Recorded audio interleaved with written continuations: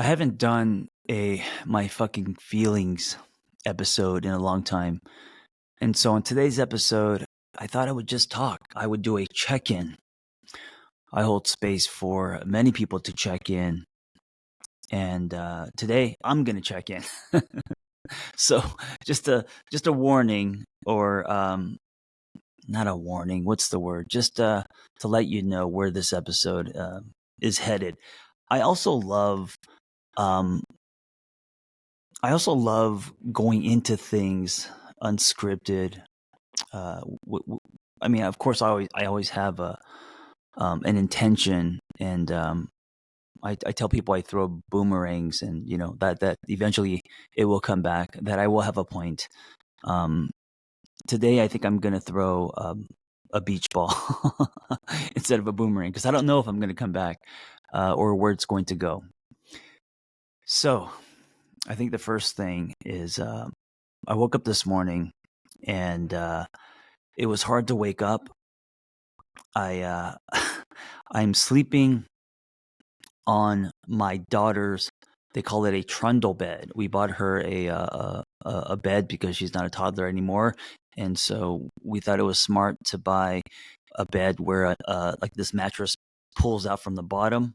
And the point of that is, if she has sleepovers one day, but right now she's almost 4 and she's coming into our room every night. And if you have kids, you know what I'm talking about. So we put her to bed, I don't know, around 7ish, and then around midnight she comes into our room, and she sleeps like uh, a mad person. She sleeps sideways. She sleeps like the arms of a clock, right? Like every few hours, her entire body rotates, and so she takes up a a circular space. Does that make sense? Like she wouldn't fit in a sleeping bag because she's constantly turning like a clock, and so that's half of the bed, and we have a king size bed, which means me or my partner has to go, one of us. And so I when she comes in, I go into her room and I sleep on the trundle. It's just ironic that she comes into our room, sleeps on my side of the bed, and then I go into her baby room and sleep on the little trundle. And I guess my point in saying this is I haven't been sleeping well. This has been um, a pattern of my life. I went through 2 years of insomnia many years ago, and since then I just the days of waking up with 8 hours of uninterrupted sleep are completely gone. And I know that I'm 50, like that's never going to happen. It's okay, but it's really hard for me to hit REM. So I woke up this morning, uh, just kind of like an exhaust pipe, And I gotta say, sleep is everything. I mean, sleep um, or lack of sleep can change the quality of your day. I mean, I would say I think it's the greatest component. I mean, I know that cognitive distortions and anxiety and swimming in thought, obviously that can hijack your day, but when you wake up already sleep deprived, it's really hard to kind of get yourself, up to a higher frequency. But I woke up. It's overcast today in Los Angeles, and I woke up gloomy. I woke up unmotivated. I woke up not wanting to do things, and I just kind of felt burnt out and tired. I didn't want to talk into my phone or into a microphone. I just wanted to kind of hide out. So I took my daughter to school, and I came back, and I was like, "What am I going to do today?" And I don't feel like working out. I'm just wearing like a one-piece hoodie and sweats that match, that are baggy. I have this really bad dad joke. I call myself Kanye East when I'm wearing this outfit, and it's oversized. And no one thinks that's funny. No one thinks any of my jokes are funny. But I was thinking, is today a self-care day?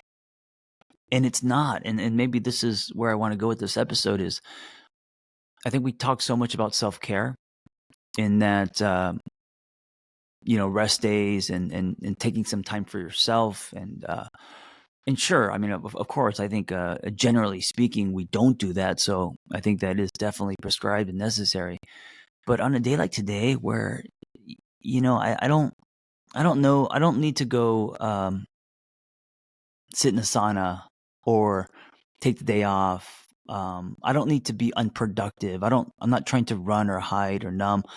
Um, I'm unmotivated and I'm burnt out. I'm feeling old.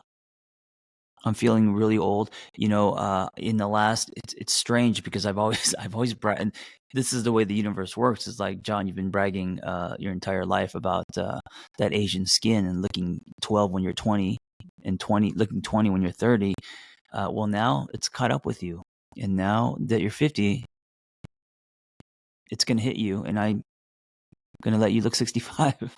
In the last 6 months, the amount of wrinkles and bags under my eyes and the white in my hair has hit me, where I look in the mirror and I'm like, holy shit, I look like Yoda. I actually do look 50 or older, and it's kind of depressing. It's like, and I'm not trying to make it about, I mean, I want to age gracefully, but shit, it's like having a part of yourself that you've always liked. Like, let's say you genetically have a really nice butt, and you're like, oh, I've always liked this about myself, and it's something that I have. And one day you wake up and it's gone. Your ass is as flat as a table. It's like that kind of shock, and I'm experiencing that kind of shock lately. Although I can move physically, um, my face, my face is I don't know what to do about my face. My body's okay, but my face has gone to shit. Oh, so that's happening. I think, you know what it is? I think monotony. I have a pretty scheduled life these days, with a kid, uh, housework, chores, dishes, laundry, then getting to the gym. I mean, my schedule's pretty packed, and then I'm always trying to catch up on podcast episodes and social media and all the things that we have to do to keep the engine moving, to keep your channel on, and and programming to be consistent. I think I'm just burnt out in that, doing the same thing, and I think partly also because I'm an Aries. I don't know if you believe in stars, and I mean, most people do astrology. Um, it's kind of written in the stars for me, where I kind of go with things and I lose myself in things, projects, relationships, whatever, food, sex, and then I kind of get sick of things really fast too. And so I think part of this is the monotony of just my life. One of the things that happens when you are able to build a life where you're not in fight or flight or panic anymore is it could get kind of boring. And this is what happens in relationships when you're dating and you're used to chaos and, what I call the sticky, possibly trauma bonds, and, the roller coaster that produces a lot of chemicals, right? When you're used to that and then you find someone quote unquote healthy for you, it could feel strange. It could feel dangerous. It could feel dangerous because you have to now maybe show yourself. It doesn't smell familiar. It's actually uncomfortable. What you're used to is people throwing chairs. And so people quickly label that as boring. They can check out. And I know there's a tipping point where if you sit in it long enough, where all the feelings come up and all the inner energies come up, and you process that on the other side of that is, new definitions of attraction, love, what's healthy. And then you convince your body, and you start to now believe that, or actually your body starts to be repelled by what it used to be attracted to, and now attracted to this new, which is healthy. And I feel like I'm kind of going through that, but not with relationships, but with my life and kind of career, 15 plus years, just kind of with my head down, writing blogs and books and, trying to build something, community. And then now at 50, just feel like, what's next?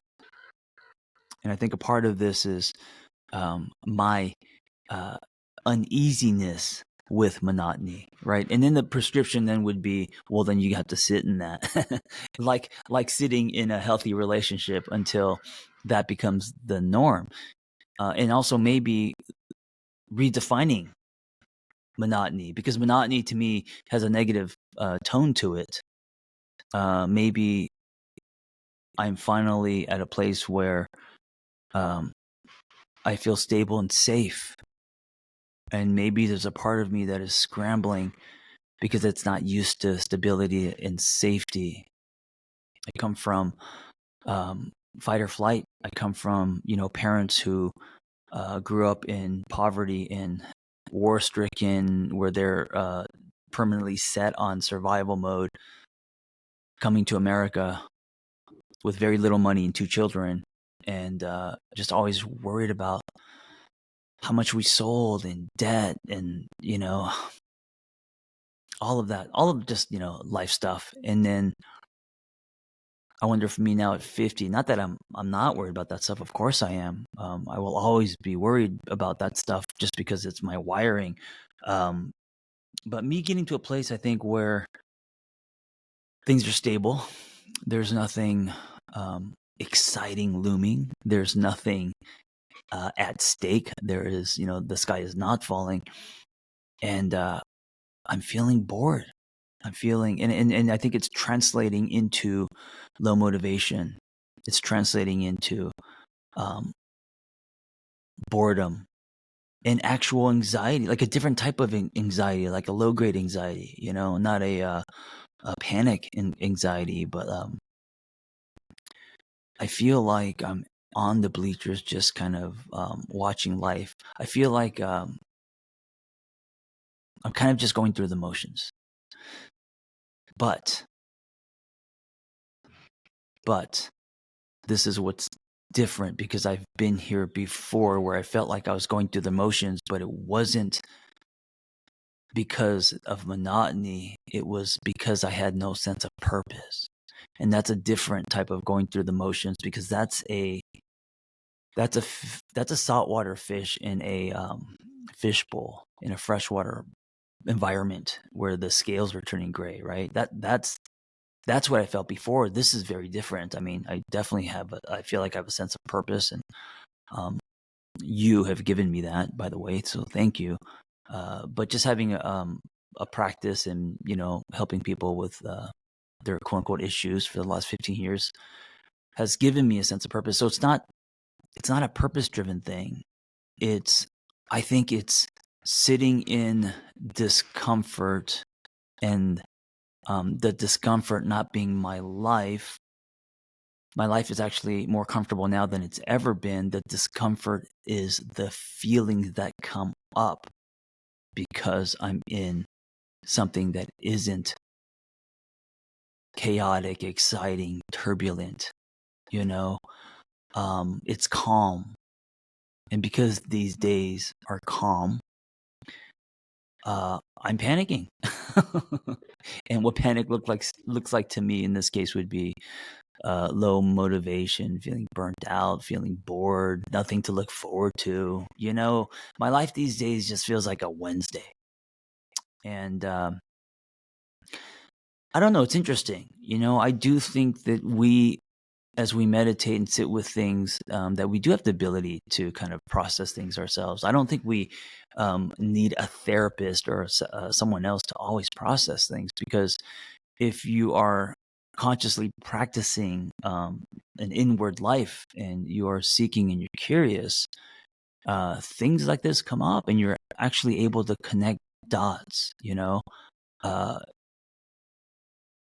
just have to sit still.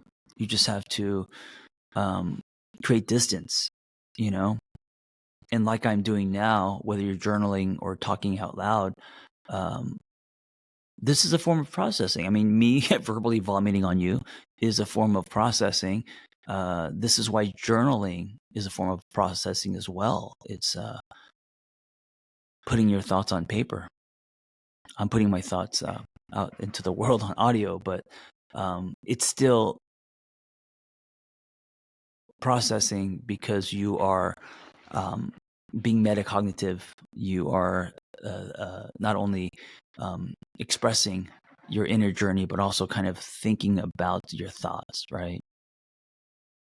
And then that's going to lead to some revelations and insight. And then from there, you will have a to-do, so kind of coming full circle for me, I feel like my to-do right now is to not get busy. My to-do right now, I was just reading, and I hardly read. I picked up a book. The last book I read was Super Fudge. My jokes are so bad. Super Fudge is a 4th grade book by Judy Blume, if you don't know. The Untethered Soul, because it sold like 3 million copies. I picked it up. Oh, I didn't pick it up. One of my retreat goers was kind enough to give it to me. And I was reading a part in it about, using the example of a smoker. If you stop doing the thing that you want to stop doing, that there are inner energies that come up, and layer after layer, if you sit with and through them, you will discover why you do what you do. In this case, smoke, right? And so for me, it's like and this is, going back to the action piece of this, if I sit in, so if my quote unquote smoking is to get busy, or distract myself, or, jump into other projects or whatever, because that's what I'm used to, to sit with this would be to not do that, right? To sit with this would be to continue to sit in the unfolding of my life, not chase after or get busy for the sake of being busy, because that's exciting and I'm bored right now. But instead, to sit in this murkiness and notice what comes up, layer after layer. Notice what comes up, the discomfort, the feelings. And then I think in that is soil for growth, revelations. So I know that's what I need to do, and that's what I'm going to try to do. And what's interesting is I find that the more that you can do stuff like this, which is really uncomfortable, what's on the other side of this is I think you could then get into a state where you start to attract what you're like. I see it as a and this is a choice and mindset, but I see it as a preparation for, because that's lined with hope, right? That I am supposed to be here. Nothing is supposed to happen. And by the way, I didn't tell you this, but this is, I think, part of why I feel this way is it's coming off the heels of some TV projects and some other things. A lot of things that I was working on the last 6 months, bigger projects that all didn't happen, right? That they all didn't work out. And I think the drop from that cliff hurt, and lots of disappointment. So I'm coming off the heels of that. So there's probably some of that residue as well. But going into this kind of murky, still water, if you will, I know is what's prescribed. And I know that in there is a hero's journey for me, in that slaying my slagons, slaying my dragons, and coming back to the village changed. And what I mean by preparation is, if you know what is prescribed for you, then knowing that it's actually preparing you for something. Because to me, that's exciting, right? You can't move on to do the other thing that is bigger than you until you learn something in what's happening now. And I believe that. I believe that with every fiber of my being, because that's been the experience of my life. You can't jump 4 steps until you, earn the weapons or whatever it takes for you to, when you get to where you're supposed to go. Because now, if you think of it that way, what you're going through has meaning, and you're here for a reason. and even though it feels like nothing's happening, there are things happening that we cannot see, and there is a preparation happening, right? And then behind that is hope and excitement. Anyway, thank you for listening. I wanted to mention a few things. I don't know if you hear the hammers in the background. My neighbors are putting on a new roof. One, I am running a men's retreat. This is the last one before the year ends. And so in Idlewild, our retreat house, get out into nature. I've learned that men, when you give them a safe space, man, they open up so fast. And I think it's because they're so thirsty for it, because in our society, there aren't a lot of spaces for men to be vulnerable and to share like I just did. So I'm going to be running groups, and we're going to be having home cooked meals by a chef, doing ice plunges. This time I have access to this full gym, so I'm going to probably get a workout going on. And I've got some different coaches. I've got lots of stuff happening. It's action packed, and it's only 3 days, so it's really quick. But go to tatretreats.com and you can see all the info there. And hopefully I will see you in group in the woods. Thank you for listening. Be well.